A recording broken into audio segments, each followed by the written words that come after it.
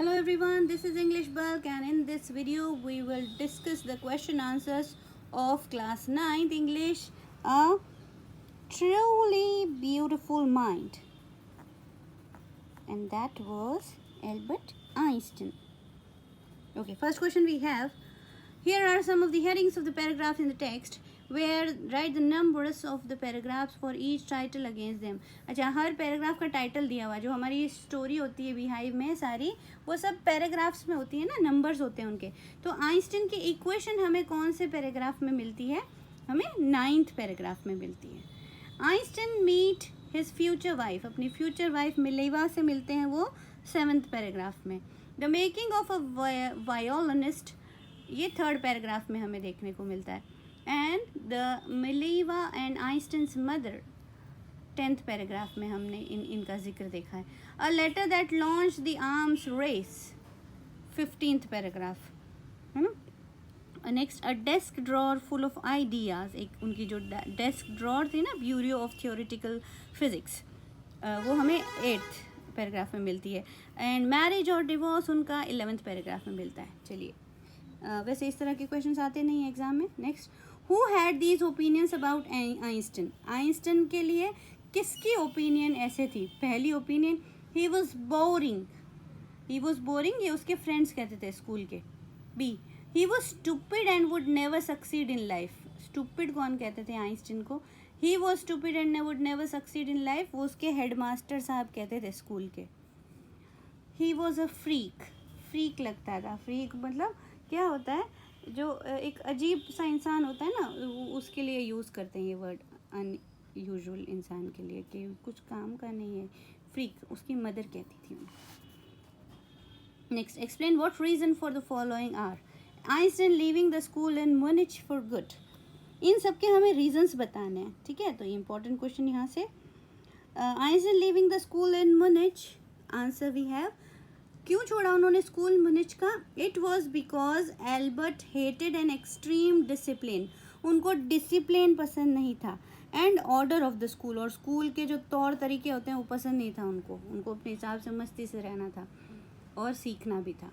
B, Einstein wanting to study in Switzerland rather than Munich, Einstein Switzerland में पढ़ना चाहते थे, म्यूनिच किस जगह पर?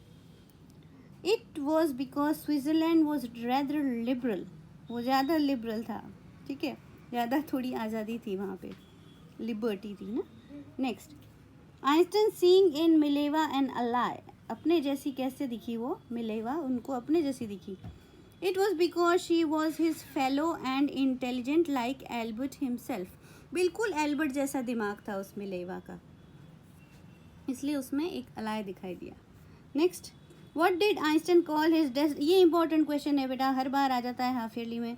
What Einstein call his desk drawer a patent office? Why? Einstein called the desk drawer in the patent office Bureau of Theoretical Physics, ऐसे कहते थे अपने उस ड्रॉर को, अपनी दराज को ऐसे कहते थे वो. He called it so because it provided him up to date knowledge of theoretical physics. ये दोनों वर्ड एक जैसे. ठीक है, नॉलेज क्या मिलती थी? अपडेट करता था वो उनका जो ब्यूरो था, कि सारी नॉलेज कौन सी देता है? थियोरेटिकल फिजिक्स की. It was so because it provided him up to date knowledge of theoretical physics. Next, 5th question, why did Einstein write a letter to Franklin Roosevelt, ये भी इंपॉर्टेंट क्वेश्चन है यहाँ इस चैप्टर का. Nazis had come to power in Germany, Einstein had emigrated to United States. Scientists in Germany had discovered the nuclear fission. अच्छा, ये उस समय की बात है जब जर्मनी और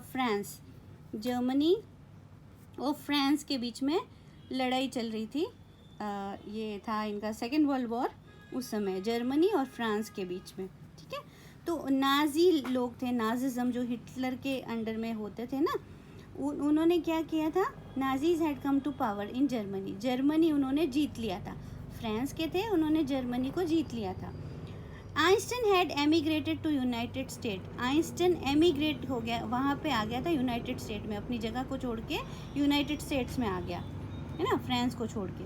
scientist in Germany had discovered nuclear fission, लेकिन जर्मनी के साइंटिस्ट ने न्यूक्लियर फिजन डिस्कवर कर लिया था। ये डिस्कवरी करवाने के बाद आइंस्टाइन वहाँ आए।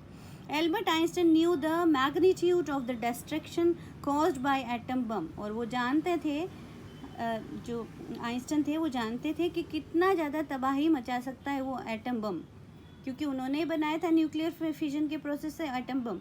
Nazis could play a havoc, बहुत बुरा कर सकते हैं Nazis.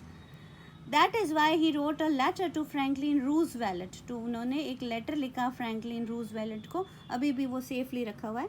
Warning him about the bomb, बताने के लिए कि ऐसा बॉम्ब बना चुके हैं नाजीज जर्मनी के लोग, ये फ्रांस के थे ना प्रेसिडेंट, उनको लेटर लिख के कहा कि ऐसा बॉम्ब बन चुका है और आप इससे सावधान रहिएगा। After that America started to build atom bomb in secret, जब इस लेटर को मिला ना फ्रैंकलिन को, तो उनके बाद में उन्होंने जो है एटम बम सीक्रेटली बनाना शुरू कर दिया। एक बार फिर से आंसर पढ़ते हैं। Nazis had come to power in Germany, Einstein had emigrated to United States, scientist in Germany had discovered nuclear fission, Albert Einstein knew the magnitude of the destruction caused by atom bomb. Nazis could play a havoc by that bomb. That is why he wrote a letter to Franklin Roosevelt warning him about the bomb. After that, America started to build atom bomb in secret. बहुत important question है बेटा, इसको pause करके आप बार बार सुनिए, याद हो जाएगा आपको। 6. How did Einstein react to bombing of Hiroshima and Nagasaki, बहुत ज़्यादा तबाही मची थी जब यहाँ सेकेंड वर्ल्ड वॉर के टाइम ये जो एटम बॉम्ब है ये फेंका गया था। Einstein was deeply shaken by the destruction caused by atom bomb. He started an agitation for the end of the arms buildup, उन्होंने एक धरना दे दिया कि अब आर्म्स नहीं बनाए जाएंगे। Next question, Why does the world remember Einstein as a world citizen? ये भी important question. After seeing the destruction caused by atom bomb, Albert Einstein started an agitation against, ये word थोड़ा अच्छे से spelling के साथ याद करें बेटा, against the arm race. arm race मतलब arms को बनाने की जो भागदौड़ चल रही थी ना, उसको बंद करने के लिए। He started a campaign for peace and democracy. शांति के लिए उन्होंने कहा कि अब मैं तो किसी की हेल्प नहीं करूँगा बॉम्ब बनाने में, क्यों साइंटिस्ट थे ना वो।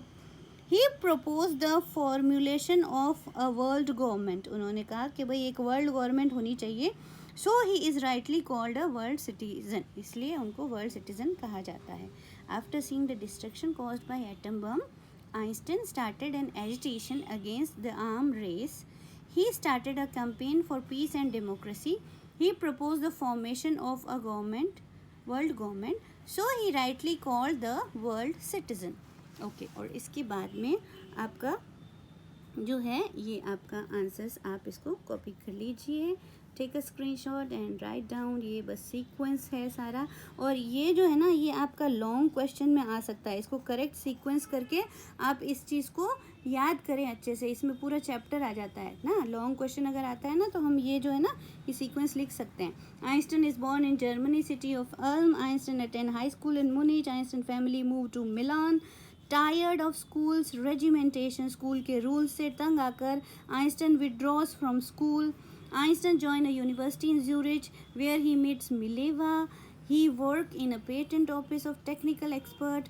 He provided a new interpretation of center of gravity. यहाँ पे इनको gravity इन्होंने discover की थी थोड़ी बहुत। Einstein publishes his special theory of relativity. अच्छा, E is equals to mc square, क्या है ये? इसका मतलब है कि जो चीज़ हमें अच्छी लगती है ना तो उसमें तो हमारा टाइम जल्दी निकल जाता है, लेकिन जो चीज़ हमें बुरी लगती है उसके साथ हमारा टाइम बहुत मुश्किल से निकलता है।